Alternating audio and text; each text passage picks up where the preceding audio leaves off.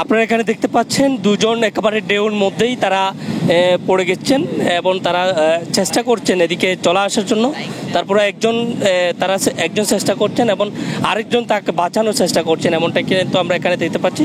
হাত ধরে বাঁচানোর চেষ্টা করছে, যদিও ঢেউ অনেক বেশি, তারা উপকূলে আসতেছে না, সৈকতে ফিরে আসতেছে না, এমনটা কিন্তু আমরা এখানে দেখতে পাচ্ছি।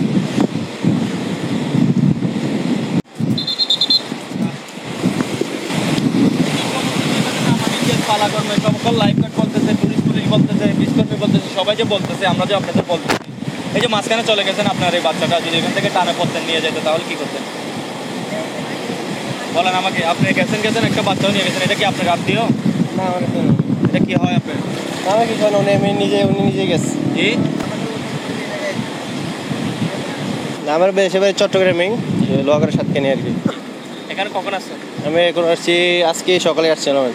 হঠাৎ করে দূরে সতর্কতা অথবা বলক্রমে চলে গেছে আর কি। না তা ঠিক আছে, ডিও স্রোত একটু বেশি ছিল, সেজন্য একটু খেয়াল করতে পারি না, এই জন্য চলে গেছে আর কি।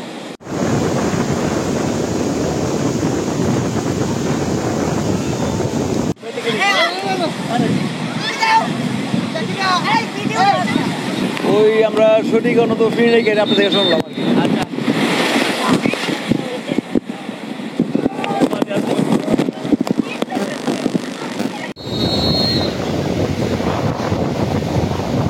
আপনারা কুলে থাকুন প্লিজ, আপনাদের কাছে অনুরোধ করতেছি, আপনারা কুলে থাকুন, আপনারা কুলে আসেন, হ্যাঁ এনজয় করেন, যেটা আপনার ইয়ার ভিতর থেকে আপনি নিরাপদ থেকে করুন।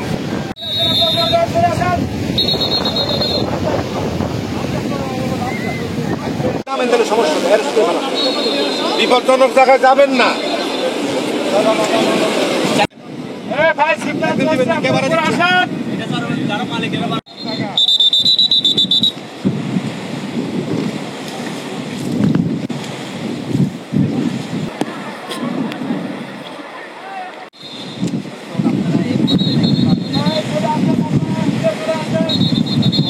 না, এখন ওনারা মানতেছেন না, ওনারা অতি উৎসাহী এবং ওরা ছোটো মানুষ, ওরা পানি দেখলে ঝাঁপায়া পড়ে, কিন্তু এটা যে তাদের মৃত্যুর কারণ হতে পারে ওরা তো বুঝতে পারতেছে না। তো আমরা টুরিস্ট পুলিশ ইতিমধ্যে মাইকিং করেছি, সতর্কতামূলক নির্দেশনা প্রদান করছি, লাইফগার্ডও কাজ করতেছে। এখন আমরা সরাসরি মাঠে একদম আমরা টিম নামিয়েছি, একদম নিষেধ, একদম সমুদ্রে যেতেই পারবে না। সমুদ্রে যারা অতি উৎসাহিত হয়ে যাবে এবং এই ধরনের মৃত্যুর ফাঁদে পড়তে পারে তাদেরকে বারবার বলতেছি, আপনাদের মাধ্যমে জানাচ্ছি যে এখানে যাওয়া উচিত হবে না। আর যদি শেষ পর্যন্ত তারা কেউ আছে অতি উৎসাহিত জোর করে যায়, তা বাধ্য হবো তাদেরকে আমি জোর করে এখান থেকে বীজ থেকে আমি সরাই দিই। সতর্ক হলো তাদেরকে, আমরা তো বারবার মাইকিং করতেছি যে সেখানে যেন গভীর পানি, এখানে ঢেউ, অনেকে সাঁতার জানে না বা ঢেউর গতিবেগ বেশি, সেটার সাথে তারা এখানে কুলায় উঠতে পারবে না। সেই ক্ষেত্রে সমুদ্রে পানিতে না নামাটা এখন নিরুৎসাহিত করা। তাদেরকে বলা হয়েছে যে সমুদ্র ঠান্ডা হলে যেন নামে। তাই এখন এই পর্যটকরা, অতি উৎসাহিত পর্যটক যারা কম বয়সী, তাদেরকে বোঝানোর চেষ্টা করতেছি, সতর্ক করতেছি। তারপরে যদি না শোনে তো বাধ্য হব আমরা নিয়ম শৃঙ্খলার মধ্যে দিয়ে তাদেরকে তুলে দিতে।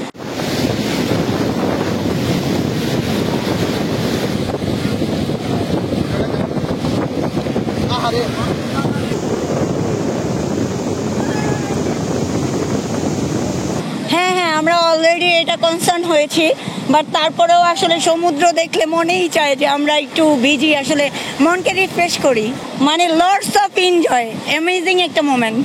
না, আমি তো মাঝখানে যাই নাই অ্যাকচুয়ালি, এই বিষয়ে I am so alert, so I think বিপদে পড়বো না।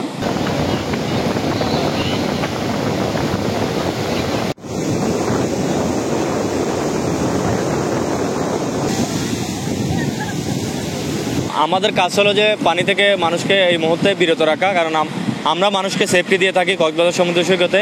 এই মুহূর্তে সাগর উত্তাল, তার কারণে কিন্তু আমরা মানুষদের গোসল করতে নামতে দিচ্ছি না, লাল ফ্ল্যাগ দিয়েছি। এরপরও যারা কথা মানতেছে না তারাই কিন্তু পানিতে নামতেছে, তাদেরই বিপদে পড়ার সম্ভাবনা বেশি।